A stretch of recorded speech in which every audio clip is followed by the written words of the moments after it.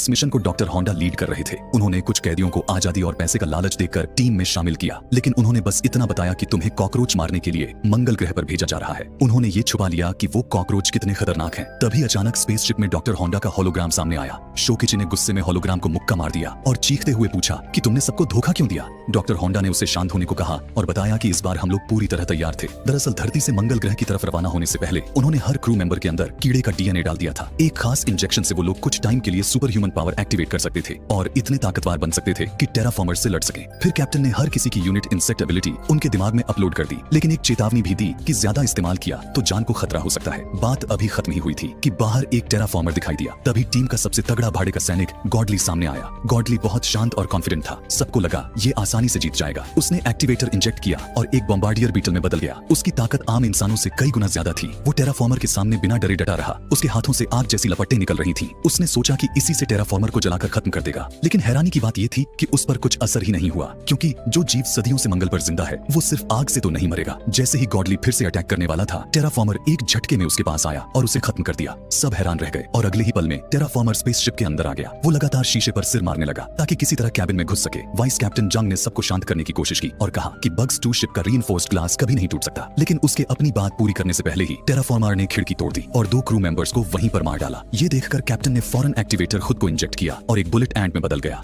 जैसी उम्मीद थी, बुलेट एंट का रूप बहुत खतरनाक था। उसके पंच असली गोलियों जैसे थे और बस एक ही वार में उसने उस टेराफॉर्मर को खत्म कर दिया। लेकिन जश्न मनाने से पहले ही शिप के रडार में बहुत से टेराफॉर्मर्स आते हुए दिखाई दिए। इतने दुश्मनों को देखकर सबको समझ आ गया कि उनके पास जीतने का कोई चांस नहीं है। इसलिए कैप्टन ने ऑर्डर दिया कि मिशन छोड़ो और धरती वापस लौटो। मगर उसी टाइम शिप का लॉन्च सिस्टम फेल हो गया। अब बस एक ही रास्ता बचा था, वो ये कि पास में खड़ी NX-1 शिप में जाना और उसका सिस्टम बग्स 2 शिप में ट्रांसफर करना। क्योंकि दोनों शिप्स एक जैसे सिस्टम पर चलती थी, तो अगर ट्रांसप्लांट काम कर गया तो वो फिर से उड़ सकते थे। कैप्टन ने फैसला लिया कि वो पीछे रुकेगा और दुश्मनों को रोकेगा। उसने वाइस कैप्टन जंग को बोला कि बाकी सबको NX-1 शिप तक ले जाओ। इचिरो ने भी फैसला किया कि वो कैप्टन के साथ वहीं रहेगा और लड़ेगा। शोकिची रवाना होने से पहले अपनी गर्लफ्रेंड ननाओ के शरीर को आखिरी बार देखने गया, लेकिन उसने देखा कि उसके सिर पर एक अजीब सा एंटेना उग रहा है। इधर बाकी लोग स्पेस रोवर में चढ़ गए। इसी मोमेंट पर टेजुका की पावर काम आई। उसने एक्टिवेटर अपने गले में इंजेक्ट किया और उसके मुंह से एक ट्यूब बाहर निकल आई। जैसे ही हैच खुला, बाहर का नजारा डरावना था। चारों तरफ टेराफॉर्मर की भीड़ थी। टेजुका तैयार हो गया। उसके गाल मेंढक की तरह फूल गए। फिर अचानक उसके मुंह से आग का ब्लास्ट हुआ। उसका दमदार ब्लास्ट रोवर को रॉकेट की तरह धक्का देता है और वो सीधा मॉन्स्टर्स की भीड़ को चीरते हुए निकल जाता है। पता चलता है कि टेजुका के पास जेरूसलम क्रिकेट की पावर है। वो अपनी पूंछ से गैस छोड़कर जबरदस्त स्पीड से भाग सकता है। उसकी टॉप स्पीड 1000 किलोमीटर प्रति घंटा पार होती है। उसकी लगातार बूस्टिंग से